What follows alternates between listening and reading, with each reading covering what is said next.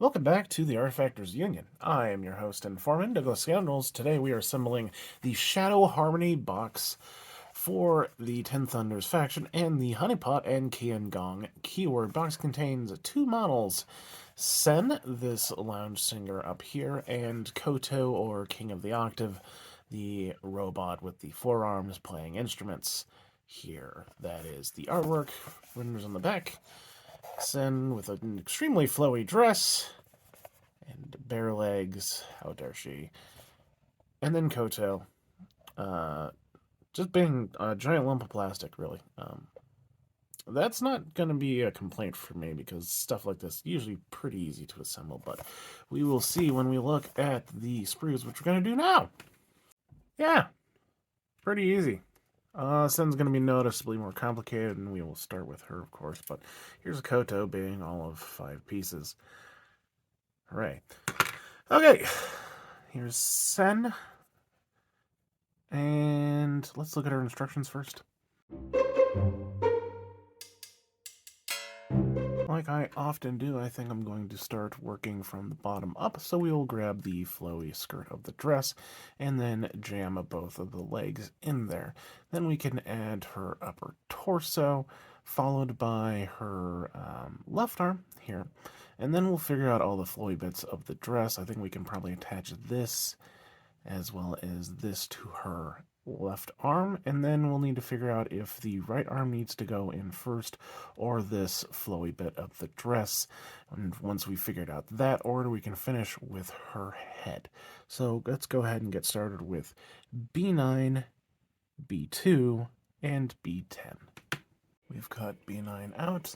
B2, the longer leg, is her right leg. It's going to fit right, whoops, right in there. Immediately realizing that B10 is going to be a bit harder to put in there because we put the right leg in, but just like this one, as long as you just get some plastic cement in there and you get part of it to stick, then you can just nudge it in there with whatever poking device you have. But I guess we're still talking about B2 here. That's exactly how I put it in.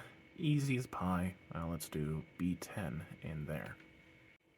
That's a kind of an awkward stance, man. Right, so yeah, this was difficult. I would probably suggest doing this bit before B2, but the way I got it in is it just sort of stabbed in the top part, just straight down, and then let gravity drop it into place, and the plastic cement held it there, and then I could, of course, poke it in. But, yep, stands well enough on a flat surface. We're going to call her good. Let's look at our next few bits. Changed things around after thinking about it for a bit. We will go ahead and do B8, followed by B5 here.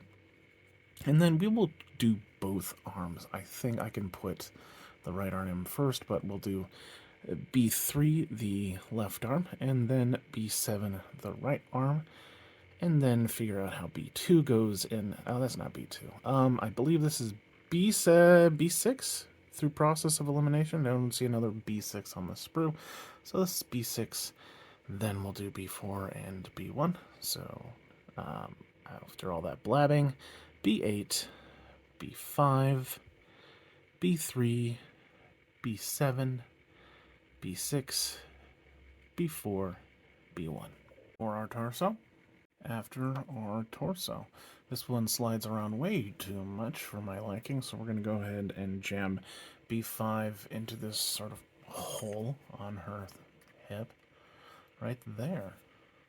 Okay, you can see the seam right there. So as far as orientation, you got this what looks like a belt or something going around the waist, but it looks a little better on this side. Obviously, we're going to have bits attached there, so that hole's going to get filled in. So next up is B3, our left arm. It's going to be real weird to put it into that connection point, and rotating the arm is going to be how you get it to slot in correctly. But it looks good. Now, so let's do B7, our right arm now. Camera. There we go. Okay, that ended up being a mess. So I did a lot of fiddling, and I think I need to change up on my order. Once you put the torso on the legs, you immediately do the right arm. You make sure you get this seam as good as you can and this seam as good as you can, and then you let it cure. Because anything else, like, stuff is just going to nudge each other out of place constantly, and it's going to be a big gummy mess. You can see some of the cement scarring on my mini here as I was fiddling around with it a bunch. But that's what these videos are for, so I can make mistakes and you can learn from them. So I'm going to let this cure, and then I'm going to go ahead and put in this back piece here. Alright. That piece and the right arm do glue together. You can see the seam there. So now we can move on to B6, I think I called it.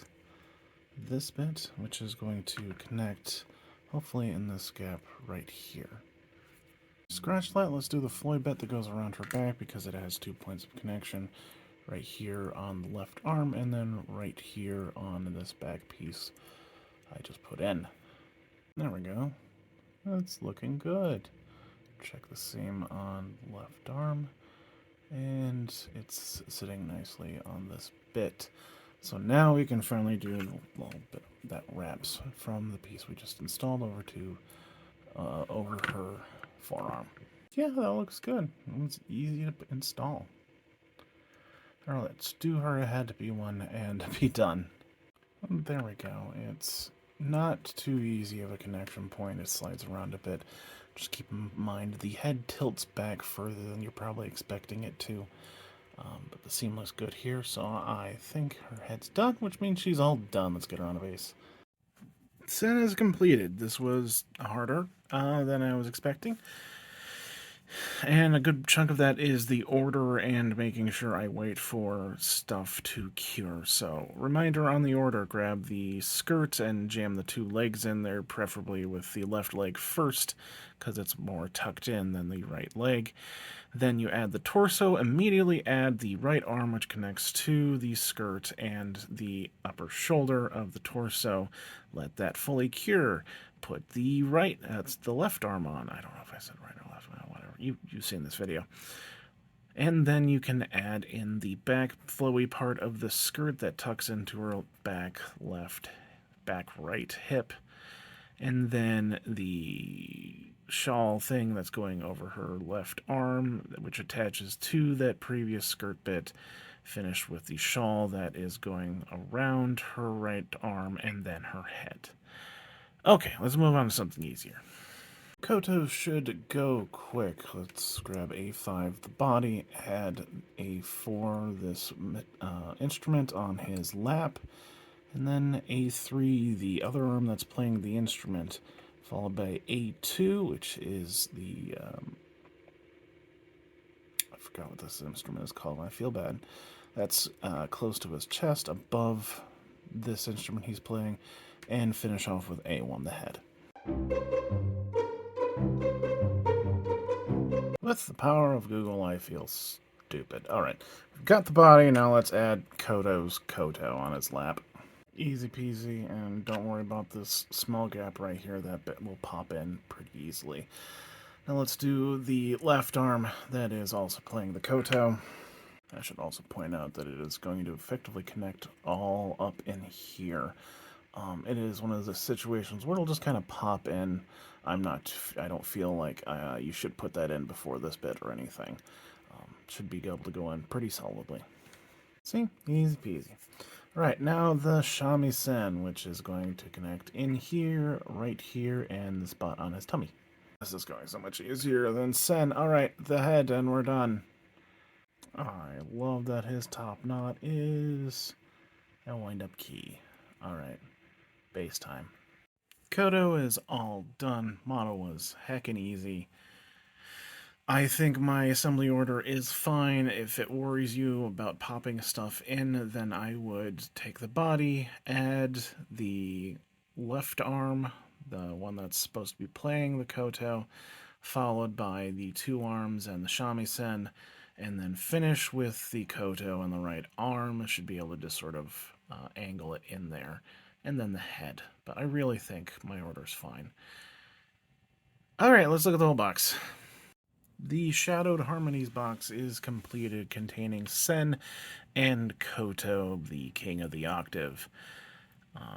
All of the difficulty was in Sen. I was very surprised with how hard this model was to assemble, but really just getting that right arm situated first, the second the torso goes on, should make things a lot easier for you than they were for me. Yeah, overall, I'd say it's an easy box. If you get the order right on Sen, then yes, it's a fairly easy box. So enjoy your drug-dealing musicians. But I have been your foreman, Douglas Scoundrels, helping you build a better Malifaux.